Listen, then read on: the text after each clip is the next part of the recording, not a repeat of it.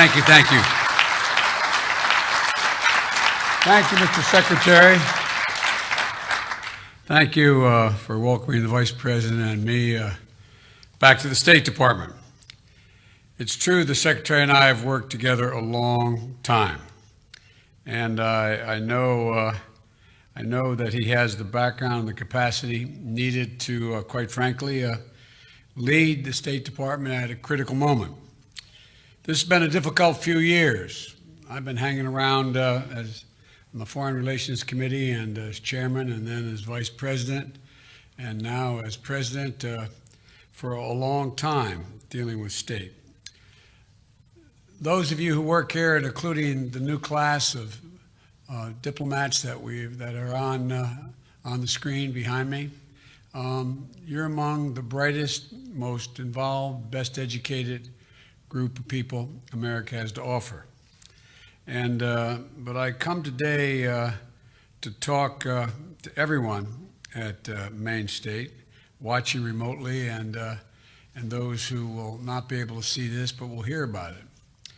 You know, an incredible group of diplomats that I've had a chance to work with, and what we never talk about is you not only have great intellectual capacity, you have great personal courage. I've been with some of you when we've been shot at. I've been with some of you when we've been in places that you would not have any idea you'd want to be when you were going to school foreign policy and foreign service. They never told you that was going to happen. But you're an incredible group of individuals. And I've said many times over the years, those of you who are stationed overseas and have been stationed overseas, you're America's face.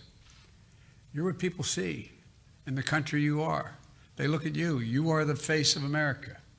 And it matters a great deal how you comport yourself and how you deal with the folks that you're dealing with in that particular country. I find it,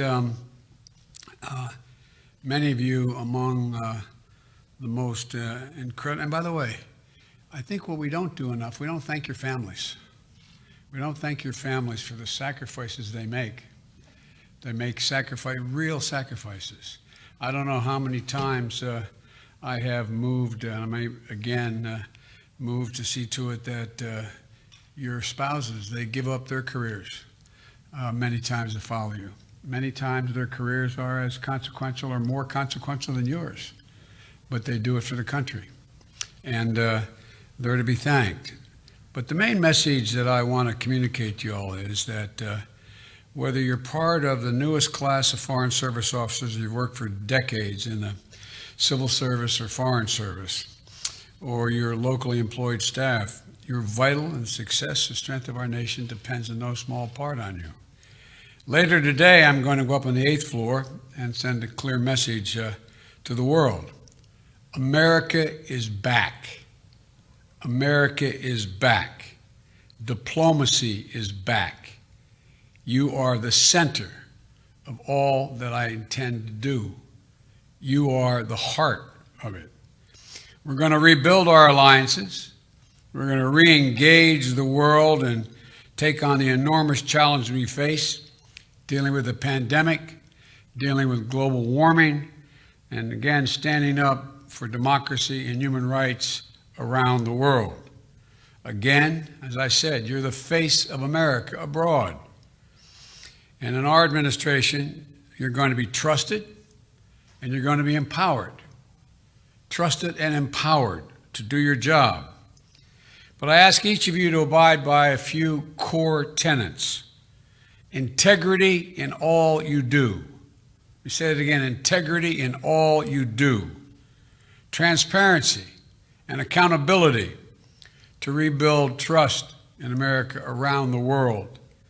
Working in the service of the American people, not self-interest, and promoting diversity, equity, inclusion, accessibility across the board, because our diplomats at all levels should reflect the full diversity of this great country.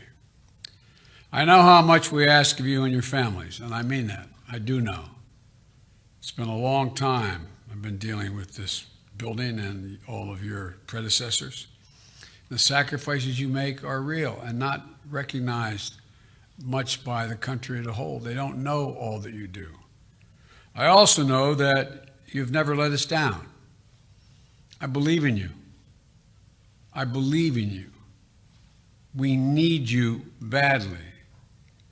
I trust you. And I'm going to have your back, that I promise you. Just like you're going to have the backs of the American people.